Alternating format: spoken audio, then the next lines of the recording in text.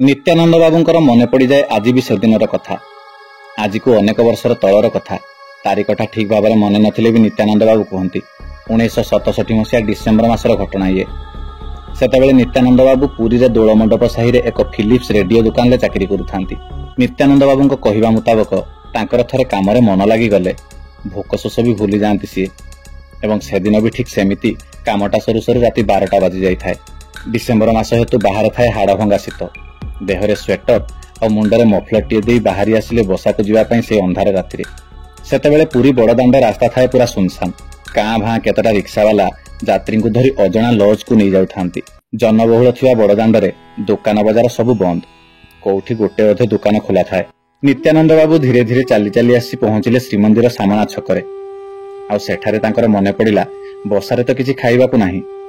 सेठी सेमिति छिड़ा होई मने मने भाबुथांती एबे तो होटेल सब बंद हो सारी मु एबे खाइबी कौन। एणे पेट भितर मूषा दौड़ुथांती तांको सामना रे प्रभु जगतरनाथ जगन्नाथंकर अरुण स्तंभ। सेठी छिड़ा होई नीलचक्र को चाही आपे आपे बाहरी आसिला दुईपद मुहरु।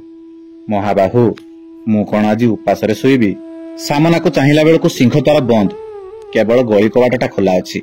आ सेठारे छिड़ा होइछि जने पुलिस। नित्यानंद बाबू चली चली आसी से पुलिस को पचारिले सार भितरे अबढ़ा मिलिबो कि। से पुलिस बाबू जनक नित्यानंद बाबू को कहले एते बेले जाय कुआडे जाइथिले एबे अबढ़ा कथा मने पडुछि आपनकर।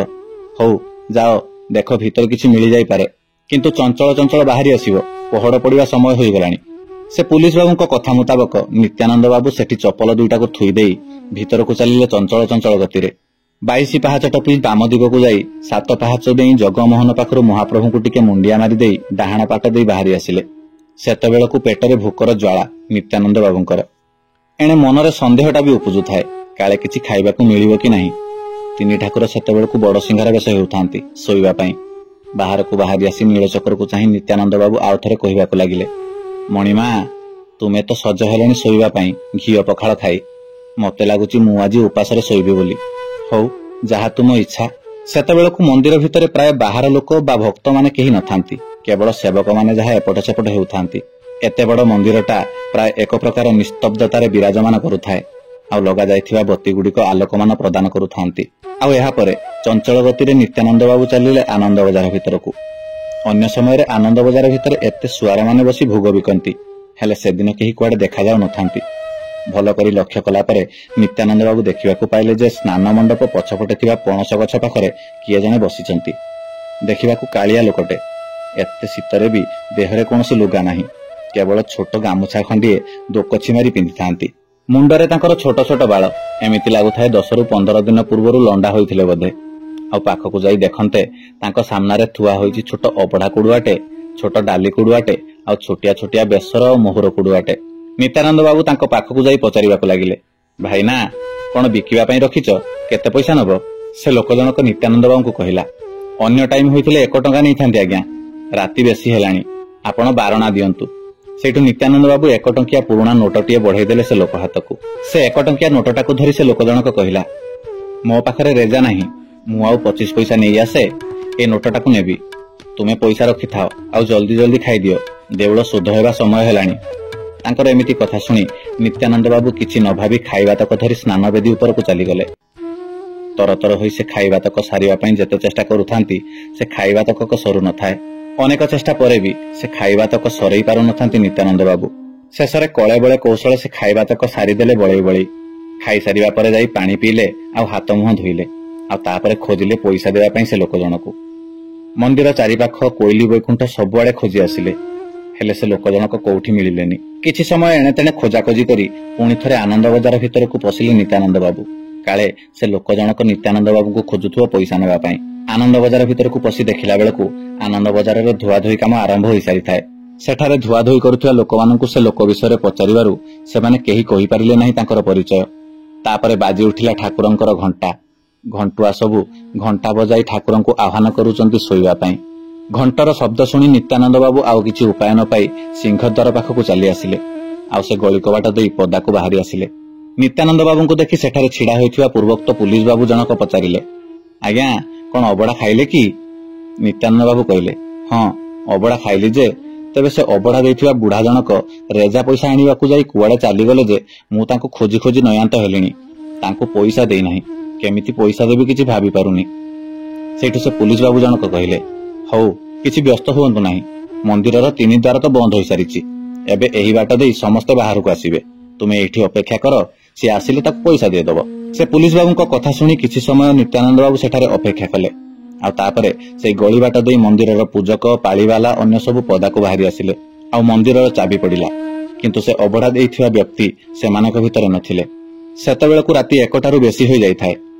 ସେଠାରେ ନିତ୍ୟାନନ୍ଦ ବାବୁ ଛିଡା ହୋଇଥିବାର ଦେଖି ବଡ ପଣ୍ଡା ତାଙ୍କୁ କାରଣ ପଚାରିଲେ। ଆଉ ବଡ ପଣ୍ଡାଙ୍କ ଉତ୍ତରରେ ନିତ୍ୟାନନ୍ଦ ବାବୁ ସବୁ କଥା ଖୋଲି କହିଦେଲେ।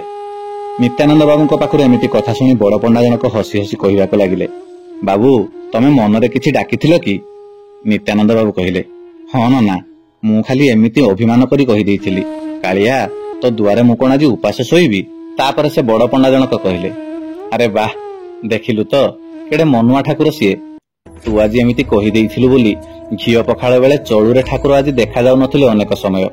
କେମିତି ବା ଦେଖାଯାଇଥାନ୍ତେ, ଏପଟେ ତତେ ଅବଢା ଦେବା ପାଇଁ ଯେ ଆସିଥିଲେ। ତା ମାୟା ତାକୁ ହିଁ ଜଣା, ଭାରି ହଇରାଣ କରୁଛି ସିଏ। ନିଜ ଖାଇବା ଛାଡି ଅନ୍ୟକୁ ଖାଇବା ଦେବା ପାଇଁ ଦୌଡି ଆସୁଛି। ହଉ ତୁ ଏଇଠି ମୁଣ୍ଡିଆ ମାରି ଦେଇ ଯା, ବସାରେ ଶୋଇବୁ, କୋଉ ଜନ୍ମରେ କି ପୁଣ୍ୟ କରିଥିଲୁ କେଜାଣି। ଏମିତିକା କହି ସେ ପଣ୍ଡା ଜଣକ ସେଠାରୁ ଚାଲିଗଲେ। ନିତ୍ୟାନନ୍ଦ ବାବୁ ସେଇଠି ସେମିତି ଛିଡା ହୋଇଥାନ୍ତି ନୀଳଚକ୍ରକୁ ଚାହିଁ। ଫରଫର ହୋଇ ଉଡୁଥାଏ ପତିତପାବନ ବାନା, ଆଉ 2ଟି ଚକାଚକା ଆଖି ନାଲି ଉଠଟିଏ ନିତ୍ୟାନନ୍ଦ ବାବୁଙ୍କୁ ଚାହିଁ ଖିଲି ଖିଲି ହୋଇ ହସୁଥାଏ। ଝରି ପଡୁଥାଏ ଧାର ଧାର ଲୁହ ନିତ୍ୟାନନ୍ଦ ବାବୁଙ୍କ ଆଖିରୁ। ସେଦିନ ସେଠି ମୁଣ୍ଡିଆ ମାରି ବସାକୁ ଫେରିଆସିଲେ ନିତ୍ୟାନନ୍ଦ ବାବୁ। ତାପର ଦିନଠାରୁ ପ୍ରତ୍ୟହ ସନ୍ଧ୍ୟା ସମୟରେ ଅବଢା ଦେଇଥିବା ସେ ବ୍ୟକ୍ତିଙ୍କୁ ଆନନ୍ଦ ବଜାର ଭିତରେ ଖୋଜି ଚାଲିଛନ୍ତି ନିତ୍ୟାନନ୍ଦ ବାବୁ, ତାଙ୍କର ସେଇ ବାରଣା ପଇସା ଦେବା ପାଇଁ। କିନ୍ତୁ ଆଜି ବି ସେ ବ୍ୟକ୍ତିଙ୍କର ଭେଟ ପାଆନ୍ତିନି ନିତ୍ୟାନନ୍ଦ ବାବୁ। ସେ ଘଟଣାର 4 ମାସ ପରେ ପୁରୀରୁ ଚାକିରି ଛାଡିଲେ ନିତ୍ୟାନନ୍ଦ ବାବୁ, ଆଉ ଘରକୁ ଫେରିଲେ। ଏବେ ବି ମଧ୍ୟ ମନକୁ ଆସେ ନିତ୍ୟାନନ୍ଦ ବାବୁଙ୍କର, ଭେଟ ପାଆନ୍ତି କି ତାଙ୍କର ଆଉ ଥରେ।